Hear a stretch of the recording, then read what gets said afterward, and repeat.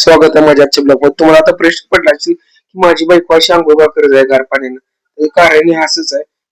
दंडवत दंडवत यासाठीच की माझा पोरगा माझा छावा अचानक आजारी पडला. त्याला सोलापूर दवाखान्यात ऍडमिट करायला लागलं.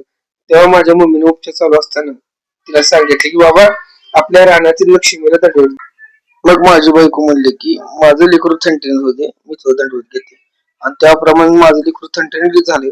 आणि मग आम्ही ती दंडवत पूर्ण करण्यासाठी आज रानात चालतो.